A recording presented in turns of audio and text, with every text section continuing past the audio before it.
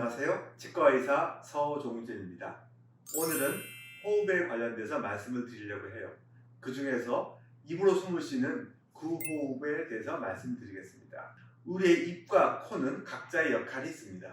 코는 숨을 쉬고 입은 말하고 먹고 이런 기능이 있는데, 만약에 입이 코의 역할까지 같이 한다면 입이 스트레스를 많이 받겠죠? 입으로 숨을 쉬면 어떻게 될까요? 여러분 한번 쉬어보세요. 이렇게 되면 입안이 건조해집니다. 건조해지게 되면 충치가 잘 생기게 돼요. 그리고 이를 꽉 깨무는 버릇이 생기게 됩니다.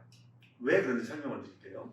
만약에 입으로 숨을 쉬게 되면 혀가 그림처럼 밑으로 떨어지게 됩니다.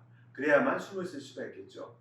치아라고 하는 것은 혀도 밀어주고 뺨도 밀어주고 하는 그 힘의 균형점에 치아가 있게 되는데요. 혀가 떨어지게 되면 뺨만 밀게 됩니다. 이렇게 혀가 있는데 혀가 밑으로 입으로 숨쉬기 위해서 떨어지게 되면 뺨이 세게 밀어서 치아가 약간 안으로 들어가게 됩니다.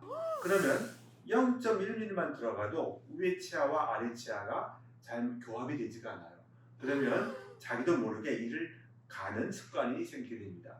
그게 반복이 되면 상악골이 점점 좁아지게 되면 혀가 공간이 작아지니까 더 불편하게 됩니다. 혀가 스트레스를 받아요. 이 그림에서 보시면 혀가 매끈한 것이 아니라 치아 자국이 볼록볼록 나와 있죠. 뺨도 보시면 하얀 라인이 있어요. 이것은 혀나 뺨이 스트레스를 많이 받고 있다는 증거입니다. 이런 경우에는 빨리 치료를 받으시는 것이 좋습니다. 그리고 아까 말씀드린 것처럼 위아래 이가 잘 안 맞게 되면 꿈을 꿀 때 이를 갈게 되어 있어요. 그러면 이를 갈게 되면 아침에 일어나면 여기 턱이 뻐근하거나 이가 찬물에 식은 이런 현상을 많이 볼 수가 있습니다. 입으로 숨을 쉬기 때문에 악궁이 좁아지면 또 어떤 일이 생기느냐? 입의 천장은 코의 바닥이에요. 서로 연결되어 있습니다. 악궁이 좁으면 코도 같이 좁아지게 돼요. 그래서 여기 사진을 보시면 알겠지만 코 쪽에 이렇게 휘어 있죠.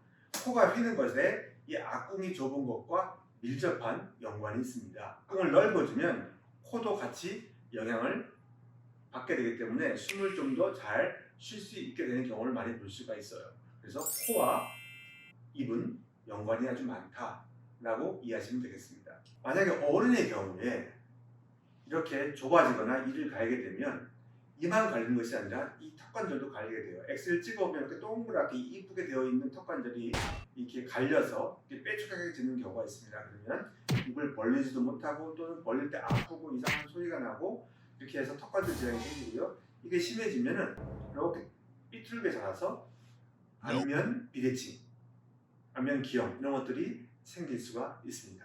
지금까지는 입으로 숨을 쉬었을 때 입과 얼굴에 어떤 영향을 미칠지 말씀을 드렸는데요. 그뿐만 아니라 우리 몸의 전반적인 건강에도 영향을 미칩니다.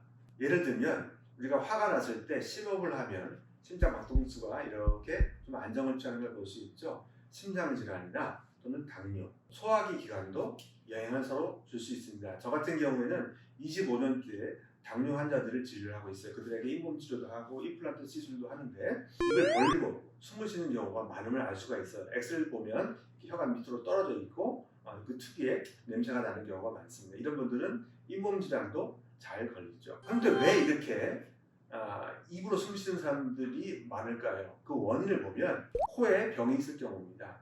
코가 부어 있거나 알러지가 있거나 비염이 있다고 한다면 코로 숨쉬기에 부족하니까 보조기관, 입으로 자꾸 숨을 쉬려고 하는 거고요. 그리고 한번 입으로 숨을 쉬게 되면 그게 습관이 돼서 자기도 모르게 입으로 숨을 쉬는 경우가 많습니다. 전철이나 여러분들 버스에서 자는 사람을 한번 보세요. 보면 많은 분들이 입으로 숨 쉬는 것을 볼 수가 있을 것입니다. 유튜브를 보시는 여러분은 어떨까요? 여러분도 혹시 구호흡을 하고 있지 않습니까? 나는 절대 아니라고요. 자기는 특별히 잘 때 입을 벌고 잔다면 본인이 알 수가 없습니다. 미국의 경우에 성인의 약 60% 이상이 입으로 숨 쉰다는 보고가 있습니다. 여러분 친구 4명 있다면 그 중에서 2명 이상은 입으로 숨 쉰다고 할 수가 있어요. 자, 알 수 있는 방법은 크게 여러분들이 자고 일어나면 입이 되게 말라 있다. 그러면 입으로 숨 쉬는 경우라고 하시고요. 코를 보신다. 그럼 그거는 거의 99.9% 입으로 숨 쉬는 것입니다. 주위에 사무실에 있는 사람들을 한번 이렇게 보세요. 집중하고 뭔가 하고 있을 때 입이 1mm라도 벌어져 있다. 그러면 입으로 숨 쉬는 사람의 가능성이 아주 높습니다. 다시 한번 정리해 보겠습니다. 입으로 숨을 쉬게 되면 입안이 건조해지죠. 충치가 잘 생기고 잇몸병이 잘 생기게 됩니다. 그리고 입에서 냄새가 나고요. 그 다음에 하고 입으로 숨을 쉬게 되면 바이러스나 먼지나 이런 것들이 곧장 패러 가니까 이런 호흡기 쪽에 문제가 생깁니다.